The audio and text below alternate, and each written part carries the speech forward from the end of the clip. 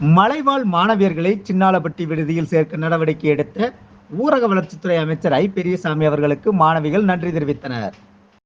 சின்னாளப்பட்டி தேவாங்கர் பெண்கள் மேல்நிலைப் பள்ளியில் பழனி சட்டமன்ற தொகுதிக்கு உட்பட்ட கொடைக்கானல், பூண்டி, கிளாவரை, மன்னவனூர், தடியன்குடிசை, கேசிப்பட்டி ஆகிய கிராமங்களைச் சேர்ந்த மாணவிகள் படித்து வருகின்றனர். இவ்வருடம் மேற்கண்ட கிராமங்களைச் சேர்ந்த பள்ளி மாணவிகள் சின்னாளப்பட்டி மேட்டுப்பட்டி பகுதியில் உள்ள பிற்படுத்தப்பட்டோர் மாணவியர் விடுதிக்கு சேர்க்கைக்கு வந்தபோது கட்டிடம் இடியும் தருவாயில் உள்ளது, கட்டிடத்தின் பாதுகாப்பில்லை என காரணம் கூறி மலை கிராமத்தைச் சேர்ந்த 15 பேரை பிற்படுத்தப்பட்டோர் மாணவியர் விடுதியில் சேர்க்காமல் அனுப்பியுள்ளனர். இதை கேள்விப்பட்ட தேவாங்கர் பள்ளி நிர்வாகத்தினர் மாணவிகளை தங்கள் பள்ளியில் வளாகத்தில் தங்க வைத்து அவர்களுக்கு கடந்த 1 மாத காலமாக உணவு ஏற்பாடு செய்து வந்தனர்.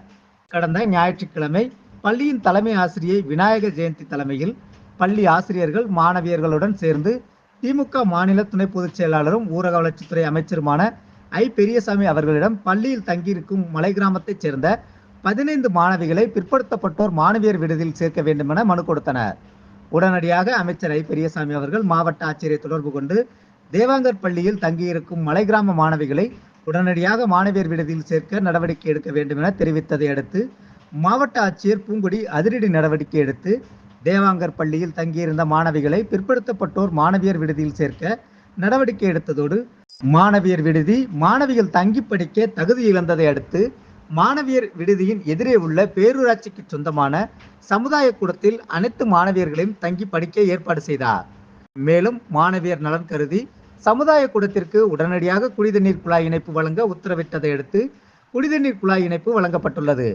இது குறித்து மலை கிராமத்தைச் சேர்ந்த மாணவிகள் திங்கட்கிழமை மாலை 4:30 மணி அளவில் தெரிவித்ததாவது: கடந்த 1 மாத காலமாக நாங்கள் தேவாங்கர் பெண்கள் மேல்நிலைப் பள்ளியில் தங்கி படித்தோம். எங்கள் கிராமத்தைச் சேர்ந்த மாணவிகள் விடுதிக்கு வரும்போது நாங்கள் மட்டும் பள்ளியில் தங்கியிருந்தோம். ஞாயிற்றுக்கிழமை அமைச்சர் ஐ பெரியசாமி ஐயா அவர்களை எங்கள் தலைமை ஆசிரியை அவர்களுடன் சென்று மனு கொடுத்தோம். ஒரே நாளில் எங்கள் மலை கிராமத்தைச் சேர்ந்த மாணவிகள் 15 பேரை விடுதியில் சேர்த்து கொண்டனர். மேலும் அனைத்து மாணவிகளையும் புதிதாக கட்டப்பட்ட சமுதாய கூடத்திற்கு மாற்றம் செய்துள்ளனர்.